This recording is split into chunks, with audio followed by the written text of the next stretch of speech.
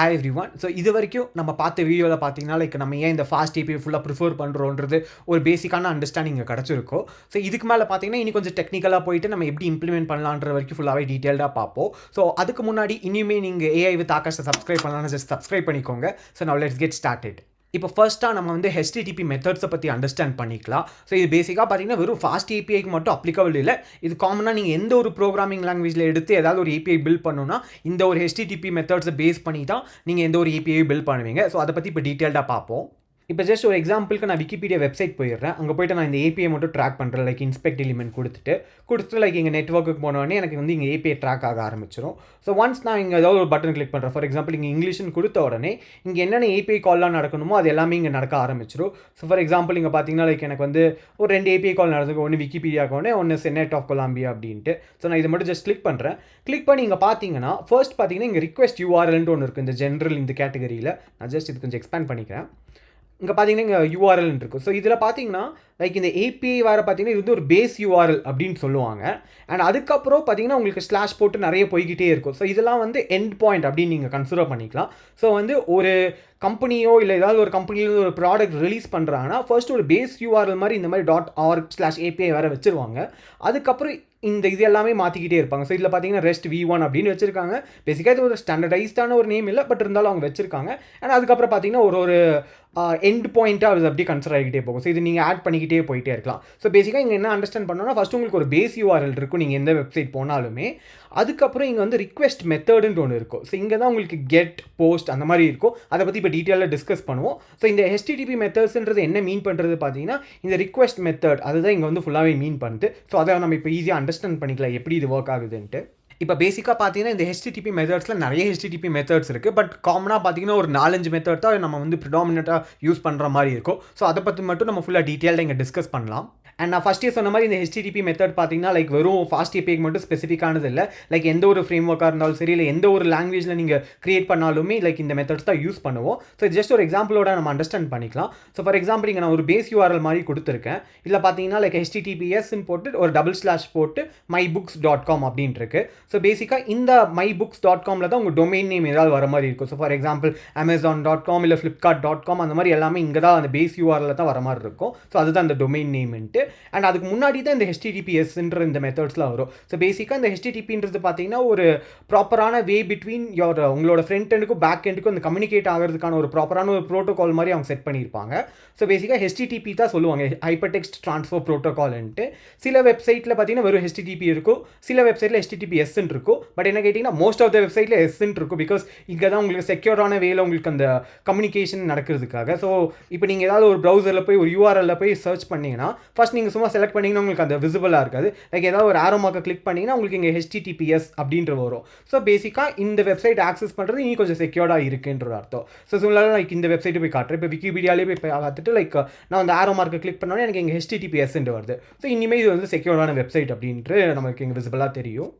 இப்போ ஃபர்ஸ்ட் மெத்தடாக நம்ம get method இதை பற்றி ஃபுல்லாக அண்டர்ஸ்டாண்ட் பண்ணிக்கலாம். அண்ட் என்ன கேட்டிங்கன்னா இந்த கெட் மெத்தட் தான் காமனாக நீங்கள் எந்த ஒரு ப்ரௌசரில் எந்த ஒரு ஆக்டிவிட்டி பண்ணாலுமே காமனாக யூஸ் பண்ணுற மெத்தட் தான் இந்த கெட் மெத்தட். ஸோ இந்த எக்ஸாம்பிள் நம்ம பார்க்கலாம். ஃபார் எக்ஸாம்பிள் இப்போ எங்கிட்ட ஒரு புக் ஸ்டோர் இருக்குது அப்படின்னு வச்சுக்கலாம். ஸோ இந்த புக் ஸ்டோர்லேருந்து இப்போ நான் அந்த புக்கை ரிட்ரீவ் பண்ணோம், அதாவது எவ்வளோ புக் இருக்குது அந்த புக்கோட லிஸ்ட்டெலாம் எனக்கு பண்ணணும் அப்படின்னா இந்த மாதிரி கெட் மெத்தட் இதை தான் நம்ம யூஸ் பண்ணிப்போம். ஸோ பேசிக்காக நீங்கள் பேக்கெண்ட்லேருந்து இன்ட்ராக்ட் பண்ணி ஏதாவது ஒரு டேட்டா சும்மா ரிசீவ் பண்ணி பார்க்குறீங்க, இல்லை ரீடு ஒன்லி டேட்டா அந்த மாதிரிலாம் இருந்துச்சுன்னா நீங்கள் வந்து இந்த கெட் மெத்தட் இதை தான் நீங்கள் மோஸ்ட்டாக ப்ரிஃபர் பண்ணுவீங்க.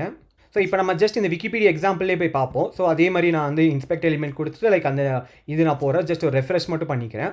பண்ணால் எனக்கு இங்கே என்னென்ன ஏபிஐ கால் நடக்குது எல்லாமே வந்துடும். ஸோ எனக்கு இங்கே ஒரு கால் நடந்திருக்கு. அண்ட் இதே மாதிரி பார்த்தீங்கன்னா இங்கே வந்து கெட்டுன்னு இருக்குது. ஸோ இங்கே பார்த்தீங்கன்னா இங்கே எனக்கு இந்த யூஆர்எல் இருக்குது. நான் இந்த யூஆர்எல்லை மட்டும் ஜஸ்ட் காப்பி பண்ணிவிட்டு என் ப்ரௌசரில் கூட நான் டெஸ்ட் பண்ணி பார்த்துக்கலாம் என்ன மாதிரி இந்த ரெஸ்பான்ஸ் வருதுன்ட்டு. இப்போ நான் ஜஸ்ட் அந்த யூஆர்எல் இருந்து நான் அடுத்த டேப்பில் நான் போட்டிருக்கேன். ஃபார் எக்ஸாம்பிள் இங்கே பார்த்தீங்கன்னா /APIன்னு போட்டு அந்த இது எல்லாமே இருக்கும். ஸோ அதே இது தான் நான் எடுத்து இங்கே போட்டிருக்கேன். இங்கே பார்த்தீங்கன்னா உங்களுக்கு வந்து ஃபுல்லாகவே ஒரு JSON ஸ்ட்ரக்சரில் உங்களுக்கு வந்து ரிட்டர்ன் ஆயிருக்கும். ஸோ இப்படி தான் ஒரு பேக் எண்ட்லேருந்து உங்களுக்கு ரெஸ்பான்ஸ் டோட்டலாக வரும்.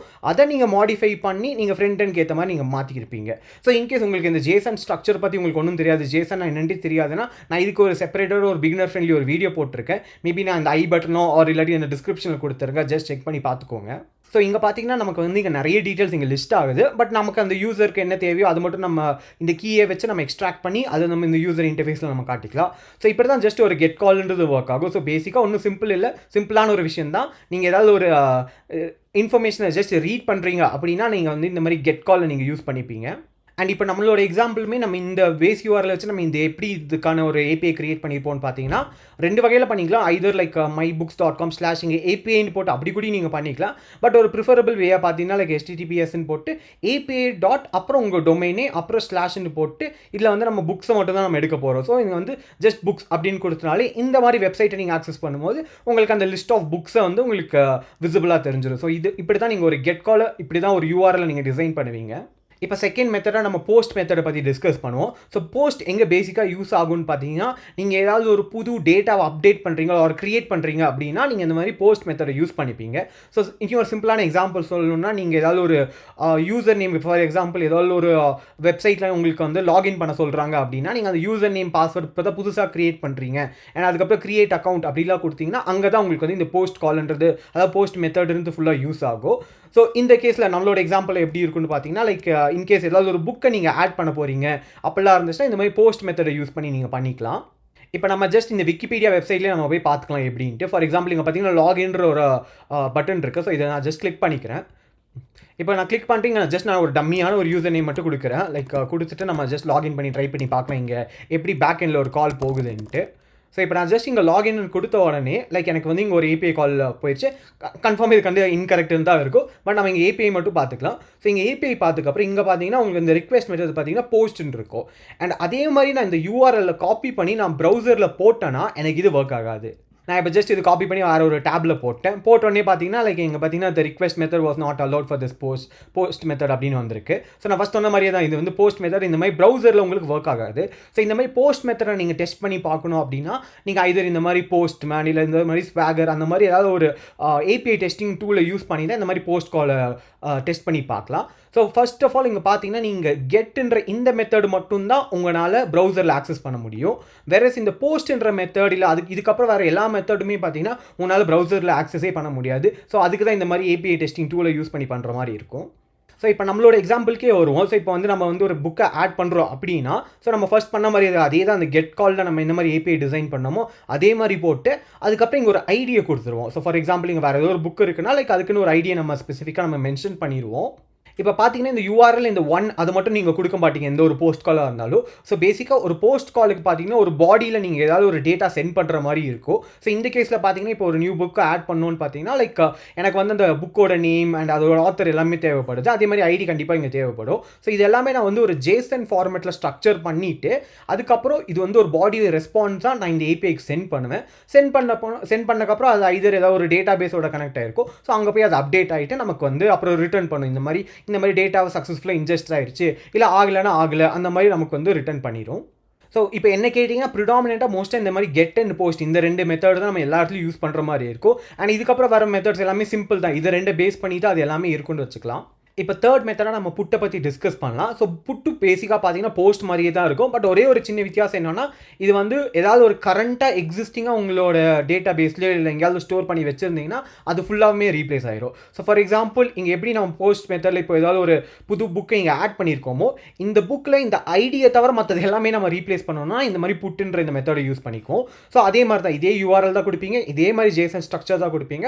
பட் இந்த டைட்டில் இப்போ வேறு ஏதாவது ஒரு டைட்டில் இப்போ பார்ட் 1 ஹாரி பாட்டர் பார்ட் 1 அந்த மாதிரி கொடுத்துட்டு லைக் அதோட ஆத்தர் பேரை நம்ம மாற்றணும் அப்படிலாம் இருந்துச்சுன்னா லைக் இங்கே வந்து ஃபுல்லாகவே சேஞ்ச் பண்ணி நான் இந்த புட் மெத்தடில் கொடுத்துருப்பேன். கொடுத்தோன்னே என்கிட்ட ஆல்ரெடி எக்ஸிஸ்டிங்காக ஏதாவது ஒரு ரெக்கார்டு இருந்துச்சுன்னா அந்த ரெக்கார்டில் வந்து ஃபுல்லாக டோட்டலாக ரீப்ளேஸ் ஆகிருக்கும். ஸோ அதுக்கு தான் இந்த புட் மெத்தடுன்றது யூஸ் பண்ணுவாங்க.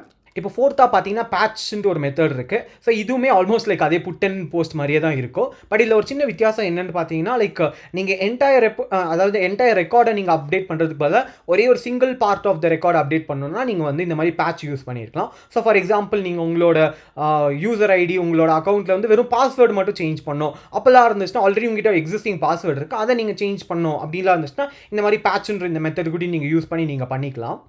அண்ட் பேட்சுமே லைக் இதே மாதிரி ஒரு ஸ்ட்ரக்சரை தான் ஃபாலோ பண்ணும் அதை ஒர்க் பண்ணுறதுக்கு. பேசிக்காக இதே மாதிரி ஒரு URL இருக்கும் அண்ட் அதே மாதிரி ஒரு JSON ஸ்ட்ரக்சர் இருக்கும். பட் இந்த கேஸில் பார்த்தீங்கன்னா உங்களுக்கு எல்லா JSON எலிமெண்ட்ஸும் தேவைப்படாது. ஏதாவது 1 or 2 இருந்தால் மட்டும் போதும், அது மட்டும் வச்சு அதை அப்டேட் பண்ணிக்கும்.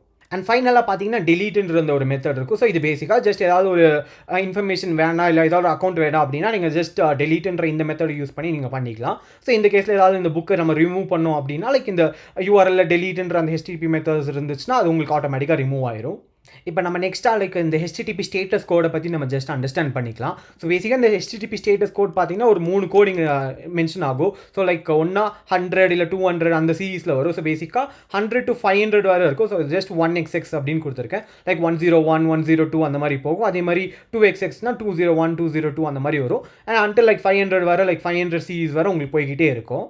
ஃபர்ஸ்ட்லி இந்த 100 சீரீஸை நம்ம இப்போ மேஜராக எங்கேயுமே யூஸ் பண்ணுறது இல்லை. பிகாஸ் இது வந்து ஜஸ்ட் ஒரு இன்ஃபர்மேஷன் மட்டும் உங்களுக்கு ரெஸ்பான்ஸாக கொடுக்கும். அதனால் இப்போ இது பெருசாக நம்ம எங்கேயும் இப்போ யூஸ் பண்ணி பார்த்தது இல்லை. பட் இந்த 200லேருந்து 500 சீரீஸ் வரை இப்போ எல்லா அப்ளிகேஷனும் இதை தான் ஃபுல்லாக யூஸ் பண்ணுற மாதிரி இருக்கும். அண்ட் நீங்களுமே எல்லா இடத்துலையும் இங்கே விசிபிளாக பார்க்கலாம். ஸோ ஜஸ்ட் இந்த விக்கிபீடியா வெப்சைட்லேயே போய் பார்த்தோம்னா இந்த இடத்துல பார்த்தீங்கன்னா இங்கே ஸ்டேட்டஸ் கோட் 200 இருக்கும். ஸோ 200ல பார்த்தீங்கன்னா எல்லாம் சக்ஸஸ் அப்படின்ற அந்த ஒரு இதில் வருது. ஸோ அந்த மாதிரி ஒரு ஸ்டேட்டஸ் கோடு வருது. அண்ட் அதே மாதிரி நம்ம இந்த போஸ்ட் காலை நம்ம வந்து ப்ரௌசரில் ட்ரை பண்ணி பார்த்துருப்போம். அங்கே பார்த்தீங்கன்னா உங்களுக்கு ஸ்டேட்டஸ் கோட் வந்து 405 வந்திருக்கு. ஸோ 405 வந்துச்சுன்னா இந்த மாதிரி மெத்தட் நாட் அலௌடுன்ட்டு. ஸோ நம்ம ஜஸ்ட் எல்லா கோட்ஸையும் நம்ம அண்டர்ஸ்டாண்ட் பண்ணாமல் காமன்லி இப்போ என்னென்ன கோட்லாம் யூஸ் பண்ணுறாங்க அது மட்டும் ஜஸ்ட் ஒரு குயிக் கிளான்ஸ் இப்போ பார்த்துடலாம். இப்போ வந்து நம்ம ஜஸ்ட் இந்த 200 இந்த சீரீஸ் ஆஃப் ஸ்டேட்டஸ் கோட கொஞ்சம் டீட்டெயில்டாக இப்போ பார்க்கலாம் எப்படின்ட்டு. ஸோ இந்த ஒரு எக்ஸாம்பிளில் பார்த்தீங்கன்னா லைக் ஒரு கெட் கால் நான் கால் பண்ணுறேன். ஸோ பேசிக்காக எவ்வளோ யூசர்ஸ் இருக்காங்களோ அதை நம்ம லிஸ்ட் பண்ணு அப்படின்ட்டு. ஸோ ஒன்ஸ் நமக்கு பேக் எண்ட்லேருந்து ப்ராப்பரான ரெஸ்பான்ஸ் வந்துச்சுன்னா நம்மளோட ஸ்டேட்டஸ் கோட் பார்த்தீங்கன்னா லைக் 200 ஓகே அப்படின்னு வந்துடும். அண்ட் சிமிலராக இப்போ இன்கேஸ் நான் ஏதாவது புது யூசரை கிரியேட் பண்ண போகிறேன் அப்படின்னா நம்ம கண்டிப்பாக இங்கே போஸ்ட் கால் தான் யூஸ் பண்ணுவோம்.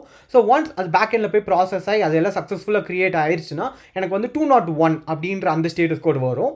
அண்ட் சிமிலர்லாம் பார்த்தீங்கன்னா லைக் அந்த யூசரை நான் திருப்பி ரிட்ரீவ் பண்ணோம் அப்படின்னா திருப்பி எனக்கு 200 ஓகே அந்த மாதிரி வரும். அண்ட் அதே மாதிரி ஏதாவது ஒரு அப்டேட் பண்ணணும் அப்படின்னா அங்கேயுமே எனக்கு 200 ஓகே அப்படின்ட்டு வரும். இன்கேஸ் நீங்கள் ஏதாவது டெலீட் பண்ணுறீங்க அப்படின்னா லைக் அந்த யூசர் ஐடியை கொடுத்து நீங்கள் டெலீட் பண்ணிட்டீங்கன்னா 204 வரும். பிகாஸ் உங்களுக்கு வந்து அங்கே எதுவுமே ரிட்ரீவ் ஆகாது, உங்களுக்கு எந்த ஒரு மெசேஜும் வராது, ஜஸ்ட் டெலீட்டட் அப்படின்னு தான் வந்திருக்கும். ஸோ அது வந்து பார்த்தீங்கன்னா 204 அந்த மாதிரின்ற அந்த ஒரு ஸ்டேட்டஸ் கோடில் வரும். இப்போ நம்ம ஹை லெவலாக லைக் காமனாக யூஸ் பண்ணுற அந்த ஸ்டேட்டஸ் கோடை மட்டும் ஜஸ்ட் இங்கே அண்டர்ஸ்டாண்ட் பண்ணிக்கலாம். ஸோ நான் இப்போ ஃபஸ்ட்டு சொன்ன மாதிரி அந்த 200னா உங்களுக்கு ஓகே சக்ஸஸ்ஃபுல்லாக ஏதாவது நடந்துருச்சுன்னு அர்த்தம். அண்ட் அதேமாதிரி 201னா சக்ஸஸ்ஃபுல்லாக ஏதோ கிரியேட் ஆயிடுச்சுன்னு அர்த்தம். அண்ட் 204னா உங்கள் ஆப்ரேஷன் சக்ஸஸ் பட் உங்களோட ரெஸ்பான்ஸ் வந்து உங்களுக்கு வந்து ரிட்டர்ன் ஆகலை அப்படின்றது தான் 204. அண்ட் அதே மாதிரி 300 இதெல்லாம் பார்த்தீங்கன்னா உங்களோட வெப்சைட் வந்து வேறு ஏதோ ஒரு வெப்சைட்டுக்கு மாறிடுச்சு, இல்லாட்டி அது அங்கேருந்து உங்களுக்கு வேறு எங்கேயோ ஒரு புது வெப்சைட்டுக்கு ரீடைரக்ட் ஆகுது அப்படின்லாம் இருந்துச்சுன்னா உங்களுக்கு வந்து ஸ்டேட்டஸ் கோட் 300 அந்த சீரீஸில் வர ஆரம்பிச்சிடும்.